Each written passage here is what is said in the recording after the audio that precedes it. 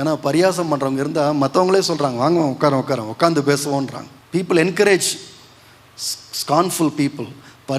மற்றவங்களை பற்றி பரியாசம் பண்ணி பேசுகிறவங்கள இன்றைக்கி நிறைய பேர் என்கரேஜ் பண்ணுறாங்க. சங்கீதம் 1ஆம் சங்கீதத்தை நான் விளக்குறேன்னு சொல்லி அதனுடைய அர்த்தத்தை சொல்கிறதுக்காக நான் யூடியூப்பில் ஒரு வீடியோ போடுறேன்னு வச்சுங்களேன், 10 பேர் பார்ப்பாங்க.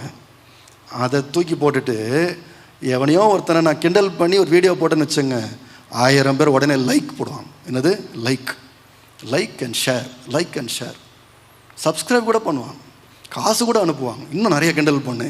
ஏன்னா பரியாசக்காரருக்கு சீட்டு உடனே கிடைக்கும். இந்த உலகம் அப்படி தான் இருக்குது. ஆனால் இந்த உலகத்தினுடைய இழுப்பில் நம்ம போயிடக்கூடாது. உலகத்தினுடைய கல்ச்சரை நம்ம கற்றுக்கூடாது. உலக சிந்தையோடு நம்ம இருக்கக்கூடாது. நம்ம என்ன நினைக்கணும்னு சொன்னால், கர்த்தாவை என்னை காப்பாற்றி வச்சிருக்கிறீங்களே உங்களுக்கு ஸ்தோத்திரம், தொடர்ந்து என்னென்ன காப்பாற்றிக்கொள்ள எனக்கு நீர் கிருபை தாரும்.